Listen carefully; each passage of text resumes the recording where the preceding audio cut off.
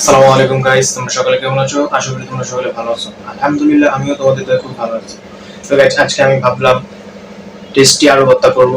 তো ভাবলাম তোমাদের সাথে একটু শেয়ার করি। ফার্স্টে আলুটাকে ভালোভাবে ধুয়ে নিতে হবে। আলুটা ধোয়ার পরে চুলায় দিতে হবে, সিদ্ধ করতে হবে ভালোভাবে। সিদ্ধ করার পর তারপরে যা করব পরে সেটা তোমাদের সাথে শেয়ার করব।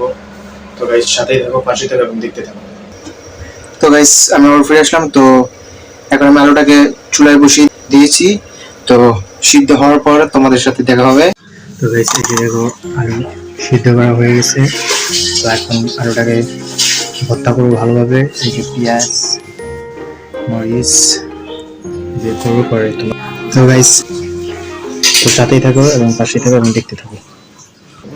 হ্যালো গাইস, তো আমি আবারও ফিরে আসলাম। তো দেখো, আমার ভর্তা পুরো কমপ্লিট হয়ে গেছে, পুরো পারফেক্ট।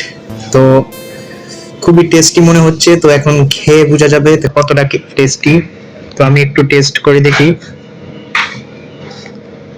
ওয়াও, মানে খুবই দুর্দান্ত হয়েছে। তা হলো তোমার বাগারে মজা হয়।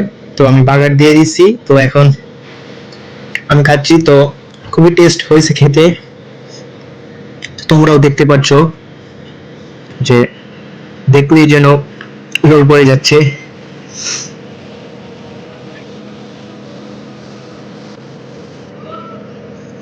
তো গাইস, আমি আর পাচ্ছি না। তো এখন আমি এটা দিয়ে ভাত খাবো। তো গাইস, আজকের মতো এই পর্যন্ত রইল। ভালো থাকবে, সুস্থ থাকবে। আল্লাহ হাফেজ।